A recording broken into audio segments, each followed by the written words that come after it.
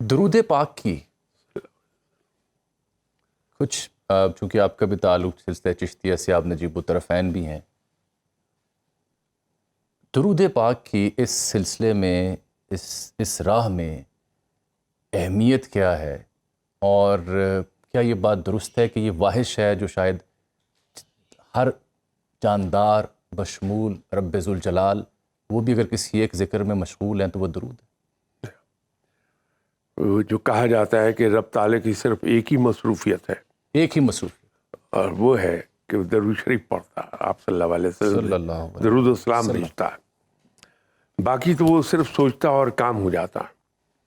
اب یہ کہنا میرا کہ کام ہو جاتا ہے، اس پر بڑے لوگ اعتراض کر دیں گے۔ ایک صاحب نے مجھے بھری محفل میں پکڑا ہوا تھا کہ آپ کہہ رہے ہیں کہ رب سوچتا اور کام ہو جاتا ہے، وہ خود بھی کہتا ہے کن فیکن۔ تو یہ کائنات جو بنائی گئی، رب خود ہی کہہ رہا ہے کہ 6 دن 6 راتوں میں بنائی ہے زمین و آسمان۔ بات یہ ہے کہ رب نے چاہا اور کام ہو گیا، لیکن اس کی تخلیق میں وقت لگتا ہے۔ تو جو تخلیق ہونے میں ٹائم ہے، جس کو آپ جسٹیشن ٹائم کہہ لیجئے،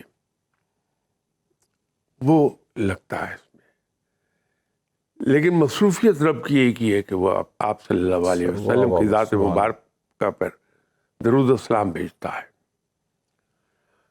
اور ہم پر فرض اس لیے ہو جاتا ہے درود و سلام بھیجنا کہ احساس احسان مندی کا، احسان شناسی کا تقاضا یہ ہے کہ ایسی ہستی صلی اللہ علیہ وسلم جنہوں نے رب کا پیغام تکلیفیں اٹھا کے ہم تک پہنچایا،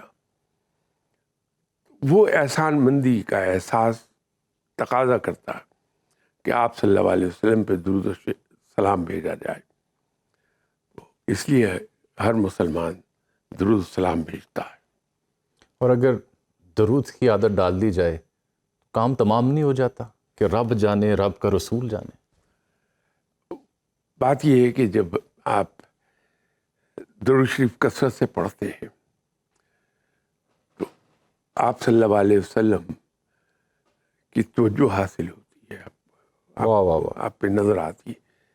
تو آپ صلی اللہ علیہ وسلم جس پہ نظر کر دیں اس کو اور کیا چاہیے، وہ تو رب کا ہو کے رہ جاتا ہے۔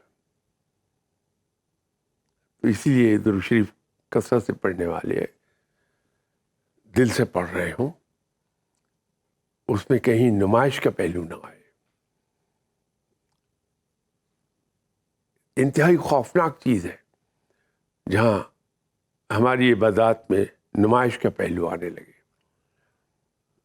اور یہ ایسی کمال کی چیز ہے کہ آپ یا کوئی بھی انسان جو اپنی عبادات کو چھپا کے رکھے، فرض عبادت کے لیے تو اسے مسجد میں جانا ہے، لیکن اس کے علاوہ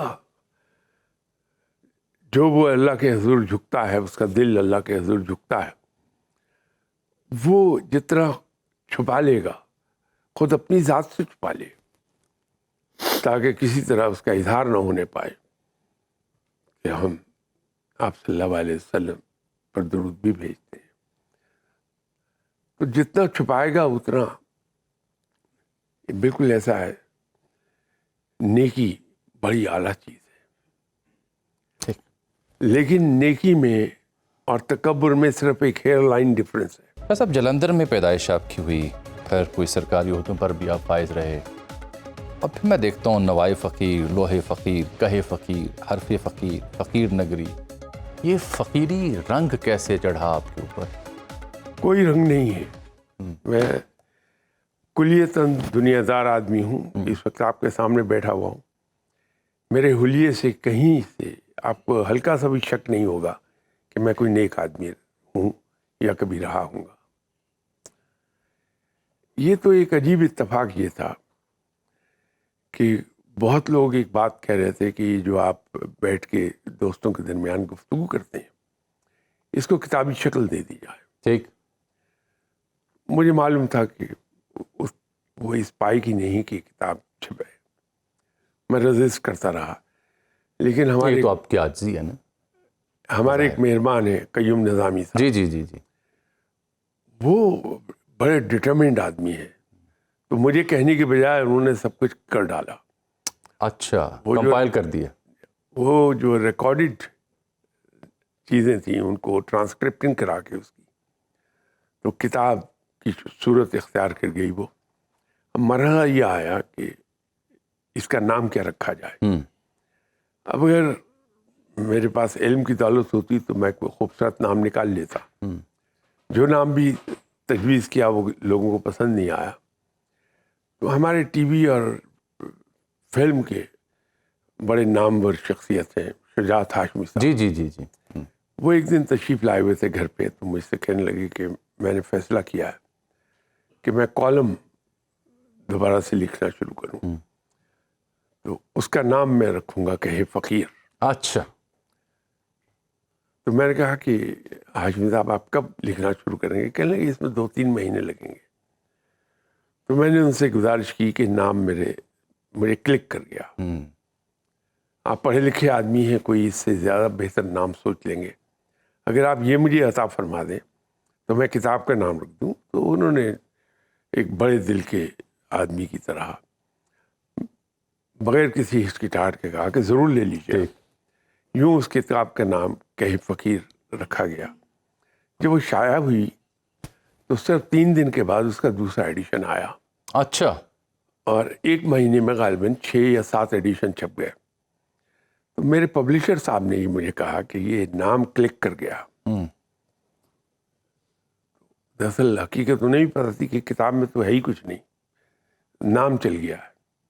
تو کہنے لگے یہ نام چل گیا تو اب جتنی بھی آپ کی کتابیں ہیں وہ ان کے ساتھ فقیر ضرور لگا دیجئے تاکہ پھر فقیر سیریز چل جائے. فقیر کا تعارف کیا ہے؟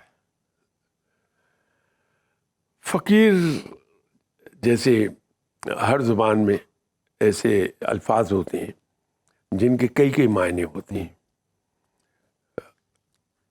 عربی اس معاملے میں بڑی رچ زبان ہے. ایک ہی لفظ ہوتا ہے, اہل زبان جو ہے اس زبان کو جاننے والا وہ موقع محل کے کانٹیکس میں جب اس لفظ کو سنتا ہے تو وہ سمجھ لیتا کہ یہاں پر اس لفظ کا معنی یہ ہے.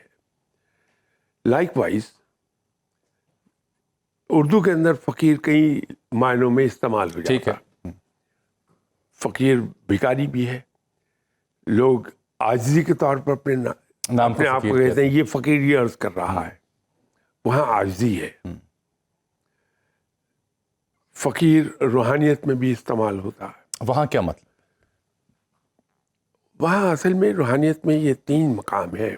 مثلا جب آپ اللہ کی راہ پہ چلنا شروع کرتے ہیں, ابتدا ہے, تو جو کوئی آپ کا گائیڈ ہے, استاد ہے, وہ آپ کی تعلیم بھی دیتا ہے اور اس سے بڑھ کر آپ کی تربیت کرتا ہے کہ آپ بحیثیت انسان کے سیرت کو فالو کرتے ہوئے نظر آئیں. آپ کے اندر وہ عاجزی اور آپ کی شخصیت کے اندر انا بالکل ختم ہو جائے. نفس کو آپ لگام ڈال لیں, لوگوں کی خدمت بھرپور انداز میں کریں. یہ اس قسم کی صفات پیدا کرتا ہے استاد آپ کے اندر تربیت کے ذریعے سے. along side that وہ عبادات کی طرف آپ کو دھکیلتا ہے کہ پابندی کیجیے. تو وہ 3 سٹیجز کیا ہیں؟ میں عرض کر دیتا ہوں. تو یہ جو ابتدا کرنے والا آدمی ہے, اس پر فرض عبادات کی پابندی وہ تو ہر ایک کو کرنی ہے. اس کے علاوہ نفلی عبادات کا ایک بڑا بوجھ ہوتا ہے تصوف کی راہ میں پلس اس کی تربیت. تو جب استاد یہ دیکھتا ہے کہ اس کی تربیت مکمل ہو گئی اور دین کی اس کو اتنی سمجھ ہو گئی کہ انڈیپینڈنٹلی تبلیغ کر سکتا ہے, دین کا میسج دوسروں تک پہنچا سکتا ہے, تو وہ اسے پھر انڈیپینڈنٹ کرتا ہے کہ اب آپ تبلیغ کیجیے.